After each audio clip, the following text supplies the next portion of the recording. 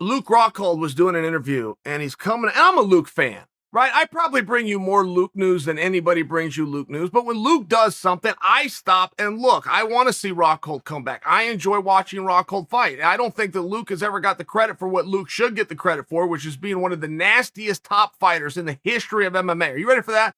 Luke Rockhold's ground game is as good as anybody. Luke Rockhold on top, it's something special. Tim Kennedy never got the credit for how good he was, but particularly on top. I mean, Luke Rockhold will pound you out while passing your guard, while stretching you out, and you could have a world title. Ask Machida. You could be a world champion. You get on the ground with Luke Rockhold, you got big problems. I bring it to you because Luke Rockhold, who is a former champion, and it does make you ask, what's going to make this guy tick? A guy that's been to the top of the mountain, who does not have a feasible path to return. What is going to get him motivated? A guy who is a main event fighter who has sold out arenas, who does not have a feasible path back to the marquee fight. What is it that's going to motivate him? Well, who better to ask than Luke? And this is what Luke was speaking on. Luke came out and said, he said, man, I got that fire back. I'm hungry again. I'm making this comeback. He said, my shoulder's bothering me a little bit. I'm going to do this though. And I'm into it. I got one question. What weight are we doing it at?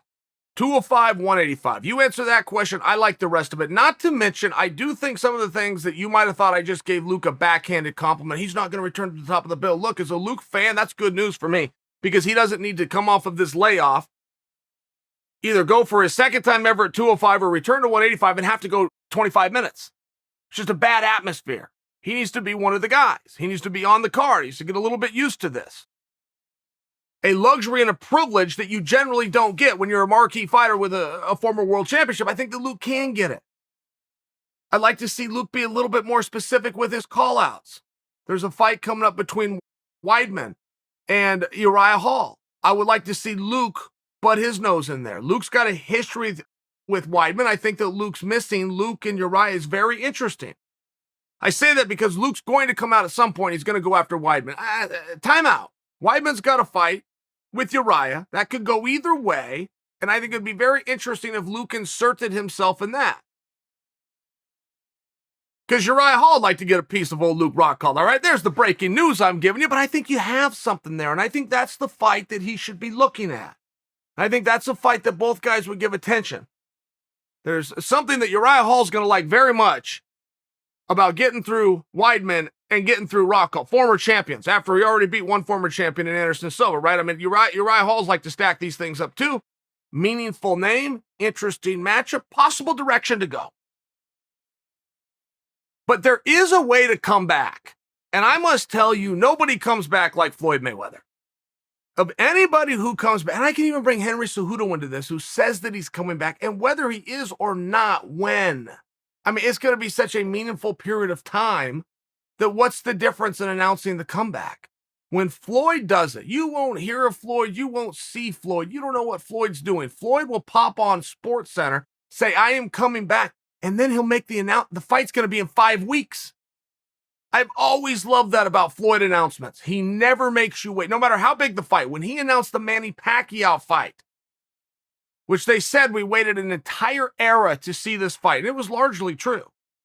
From the day that fight was announced, they were in the ring 5.5 weeks later. I love that as a fan. But it also tells us a lot about Floyd. It tells us that Floyd doesn't need a contract. He doesn't need a media tour. He doesn't need a press release to be in perfect shape. Perfect. Tells us how dedicated he is. And when you look at the level of success and where Floyd Mayweather rates on the all-time great athlete, not just fighter, all-time great athletes ever.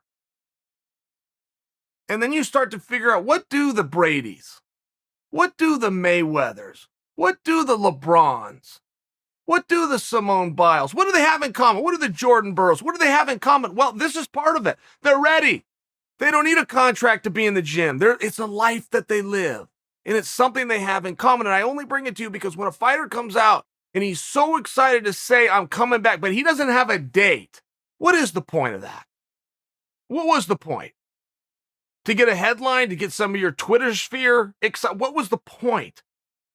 To see if a promoter wants to take a bite out of that bone? What is the point? I don't know. Maybe there's one and I could learn something today.